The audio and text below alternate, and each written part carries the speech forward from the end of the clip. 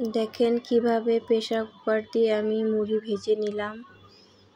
কি সুন্দর মুড়ি ভাজা হয়েছে।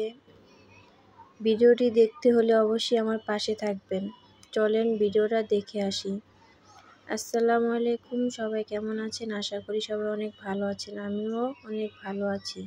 তো আজকে যে একটি ভিডিও নিয়ে চলে আসলাম আপনাদের মাঝে, আশা করি অনেক ভালো লাগবে।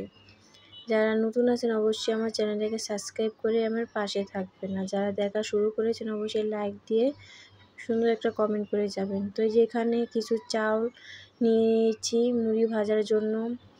পানি দিয়ে দিয়েছিলাম আর সামান্য পরিমাণ লবণ দিয়ে দিয়েছিলাম। পানিটা একটু বেশি হয়ে গেছিলো, তা একটু শুকিয়ে নিলাম। তো এই যে এখানে লাড়াচাড়া দিয়ে নিলাম।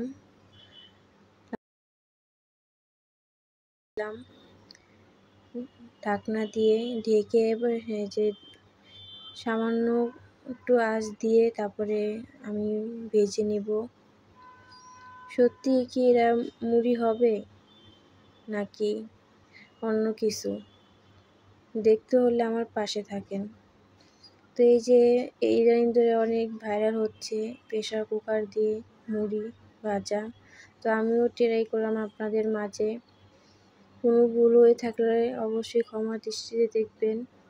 তো এই যে এখানে দেখেন মুড়ি ভাজা হয়নি, এইগুলো চাউল ভাজা হয়ে গিয়েছে।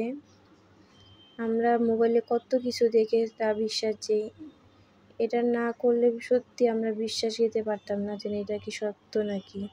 তো আমার এখানে এই যেগুলো চাউল ভাজা হয়ে গিয়েছে, মুড়ি হয় নাই। আমি তো ভাবছি সত্যি মুড়ি হবে, কিন্তু না, এরা চাউল আমরা যে চাউল ভাজা খাই ওই চাউল ভাজা হয়েছে। তো এই যে এখানে বাজারে কিনা মুড়ি যে এখানে আমি আপনাদের মাঝে একটু শেয়ার করলাম।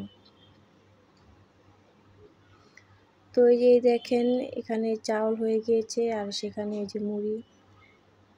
তো এই দিন ধরে ভিডিওটা অনেক ভাইরাল হচ্ছে, তাও আমিও করে নিলাম, আপনাদের মাঝে একটু শেয়ার করলাম। সবাই ভালো থাকবেন, সুস্থ থাকবেন। আসসালামু আলাইকুম, আল্লাহ হাফেজ।